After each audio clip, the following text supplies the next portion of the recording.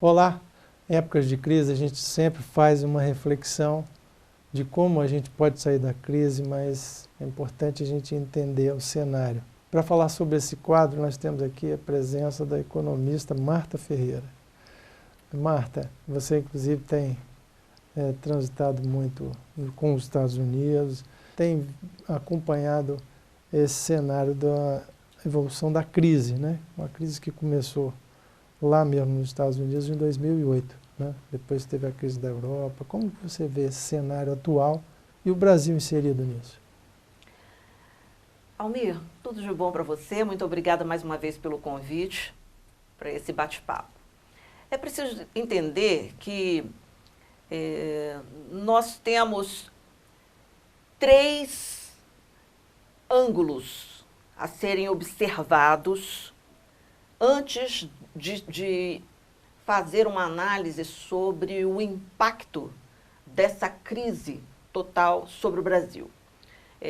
Primeiro, nós temos que analisar a situação da União Europeia.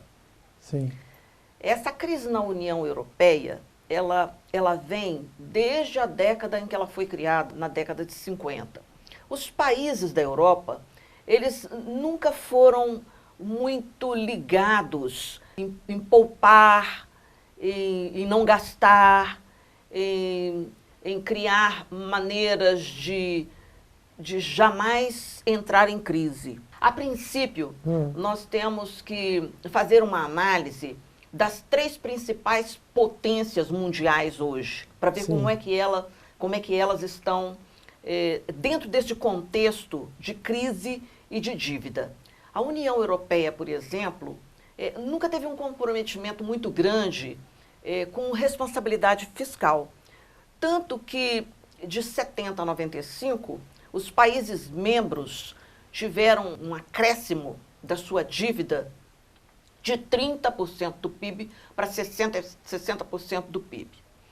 Uma outra coisa que nós precisamos analisar também é que os Estados Unidos, com 17 trilhões de PIB, tem uma dívida estratosférica e só agora eles estão conseguindo respirar. A partir de 2014 é que eles conseguiram ter um crescimento do seu PIB. E abatendo a dívida interna? Não, eles estão como nós, apenas pagando os serviços da dívida. Sim. O principal sempre continua sendo o mesmo. Esse principal, em meu entender, dificilmente será pago, né? Isso vai ser rolado, né? Então, é somente serviço da dívida, que são juros, rolagem, amortização e, infelizmente, nós sempre temos que pegar mais empréstimos, né? Então, no Brasil, por exemplo, esse valor dentro do nosso orçamento está em torno de 45%, 47% do nosso orçamento. Quer dizer, quase metade do orçamento das nações vai para pagamento de serviço da dívida, não do principal. Okay? No Brasil, por exemplo, a nossa dívida já está em quase 4 trilhões. O governo diz que está em torno de 2,5, mas isso é dívida líquida, não é dívida bruta. Okay? Tem uma diferença muito grande aí. Bom, e em terceiro lugar, nós temos que analisar também a questão da China. A China, com seus 10 trilhões de PIB, ela tem crescido, estava crescendo já em 2 dígitos. Desacelerou brutalmente. Por quê?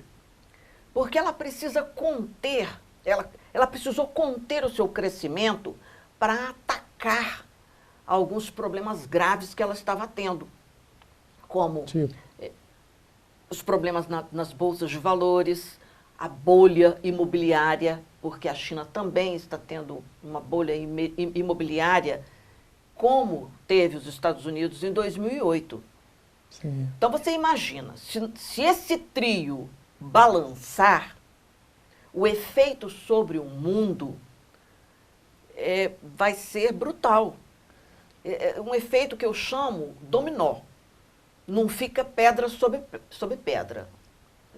É o trio que você fala que tem 60% do PIB mundial. Mundial, que hoje né? está em torno de 78,5 trilhões. Sim. A gente está sempre... Eu me lembro que no passado a gente ficava sempre torcendo para a economia americana crescer para não ter problemas para a gente. Agora a China ocupou um espaço aí que enorme, cresceu, né, muito mais, né? E hoje participa com a segunda, né, maior potência econômica do mundo. A gente também tem que torcer para a China estar bem. Terceira. Porque a União Europeia é considerada, a primeira exatamente, com 18 trilhões, Estados Sim. Unidos segundo com 17 trilhões e a China a terceira com 10 trilhões. Mas, na verdade, quem está demandando mesmo por produtos dos emergentes é a China. Sim. E é aí que nós... Com commodities, né? Com commodities, que é o que nós temos para vender. A União Europeia, o que a China compra da União Europeia são produtos de luxo. São produtos de luxo, são relógios de luxo, são automóveis de luxo, né? Então são produtos de luxo. É uma coisa completamente, com altíssimo valor agregado. É um mercado para a China completamente diferente do mercado brasileiro. Os Estados Unidos estão hoje muito voltados para si próprios, para os seus próprios problemas. E o próprio mercado dos Estados Unidos absorve o que o país produz. Ele não está muito preocupado com importação, com exportação, com nada disso. Ele está mais preocupado com seus problemas sociais, em reverter a crise, em criar empregos. Essa é a grande preocupação dos Estados Unidos hoje. Os Estados Unidos está preocupado com os Estados Unidos. Então, não está preocupado com emergentes, não está preocupado com crise política no Brasil. Nada disso respinga nos Estados Unidos. Os americanos sempre tiveram uma política econômica também, além das exportações que vieram, né, dos seus produtos industrializados, depois softwares, né, e também essa parte de informática, né, cresceu muito, né, bolsas, Nasdaq, né, que também funciona nos Estados Unidos, mas sempre se baseou muito na economia de armas e petróleo, né? A indústria da guerra nos Estados Unidos sempre foi muito forte, mas eu acredito que uma nova política está sendo fortalecida de forma que os Estados Unidos não se metam muito mais nos problemas dos outros. Eu acho que o que Obama e talvez até se ele fizer o seu sucessor tem lutado para consolidar é a política de Estados Unidos preocupado com os Estados Unidos, como eu falei antes, tentando reverter crise, criar empregos, fazer com que a economia cresça mais do que os 2,4% que cresceu no ano passado e que se consolide como a maior economia mundial. Bem, nós vamos a um rápido intervalo, voltamos já com o nosso debate. Fique conosco.